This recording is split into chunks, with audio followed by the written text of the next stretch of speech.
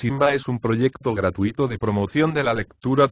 Ayúdanos a que nuestros libros lleguen a más gente compartiendo lecturas en las redes sociales.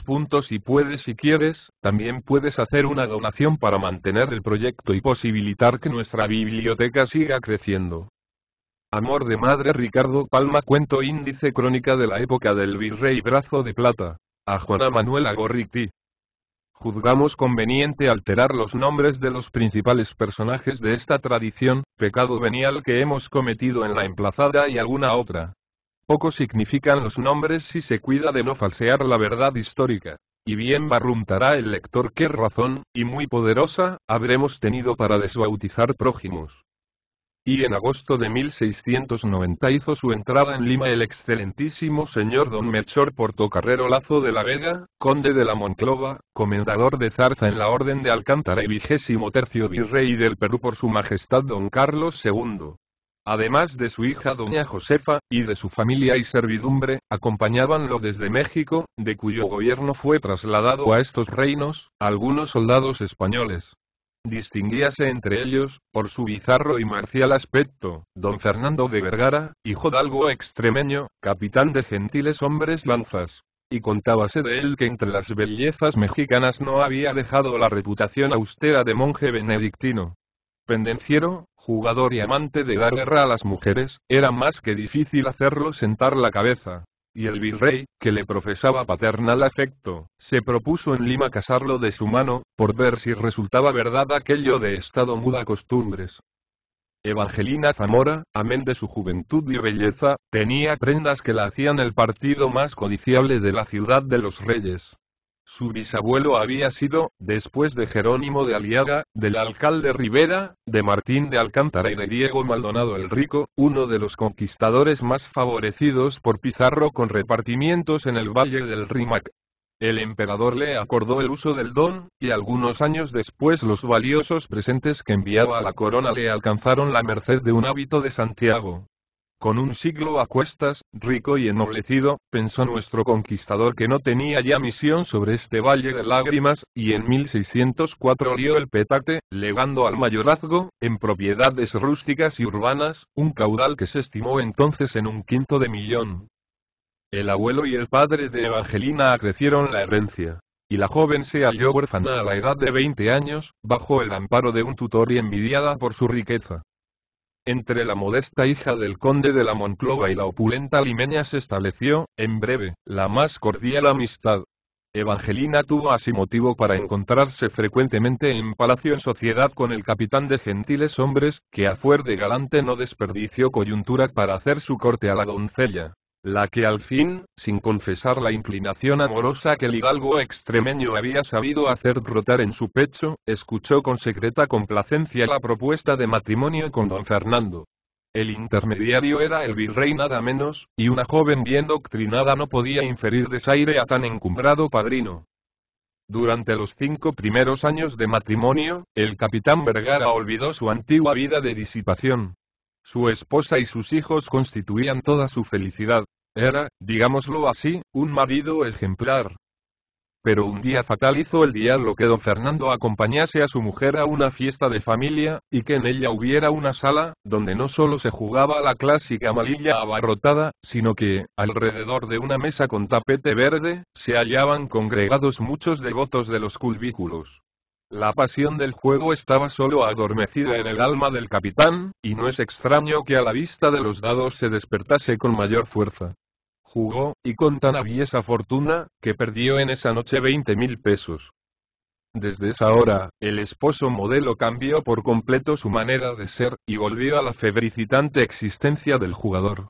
Mostrándosele la suerte cada día más rebelde, tuvo que mermar la hacienda de su mujer y de sus hijos para hacer frente a las pérdidas, y lanzarse en ese abismo sin fondo que se llama el desquite. Entre sus compañeros de vicio había un joven, marqués a quien los dados favorecían con tenacidad, y don Fernando tomó a capricho luchar contra tan loca fortuna. Muchas noches lo llevó a cenar a la casa de Evangelina y, terminada la cena, los dos amigos se encerraban en una habitación a descamisarse, palabra que en el tecnicismo de los jugadores tiene una repugnante exactitud. Decididamente, el jugador y el loco son una misma entidad. Si algo empequeñece, a mi juicio, la figura histórica del emperador Augusto es que, según Suetonio, después de cenar jugaba a pares y nones. En vano Evangelina se esforzaba para apartar del precipicio al desenfrenado jugador. Lágrimas y ternezas, enojos y reconciliaciones fueron inútiles. La mujer honrada no tiene otras armas que emplear sobre el corazón del hombre amado.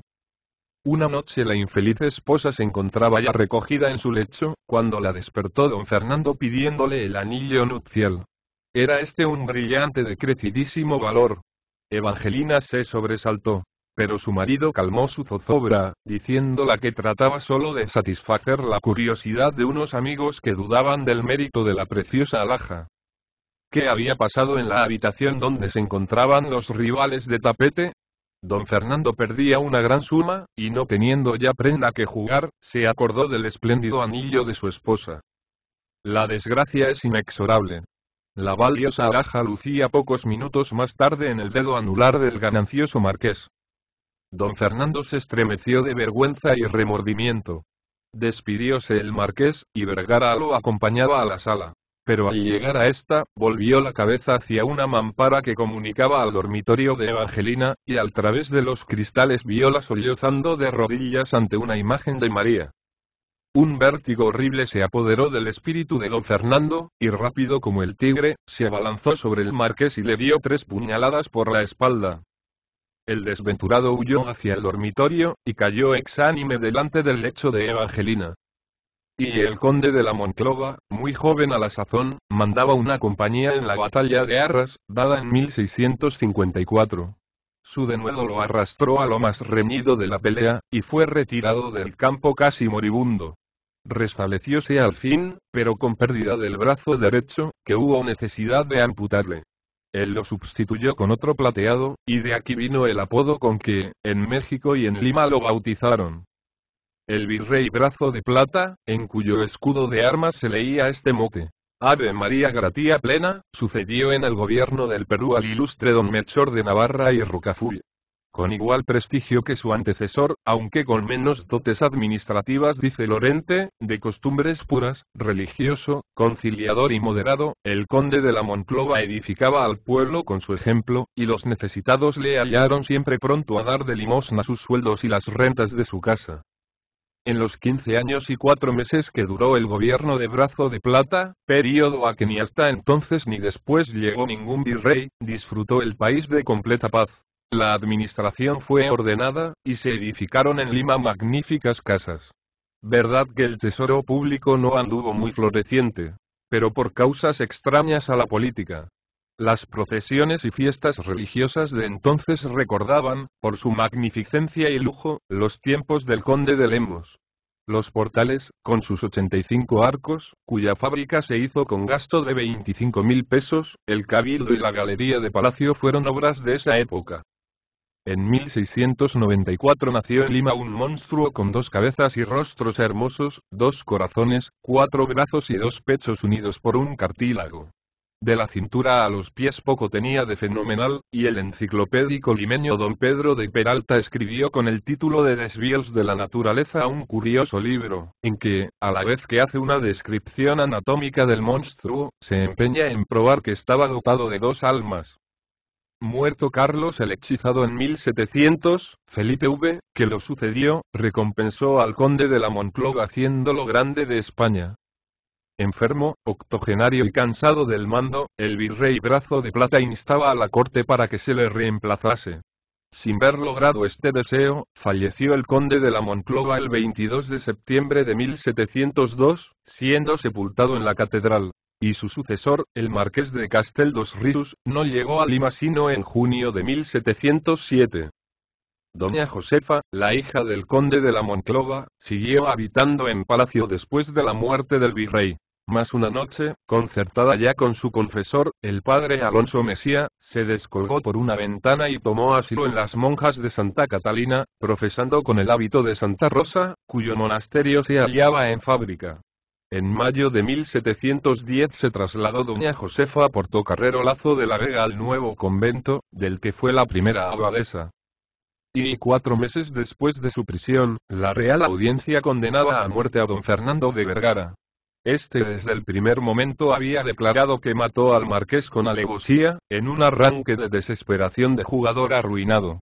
Ante tan franca confesión no quedaba al tribunal más que aplicar la pena.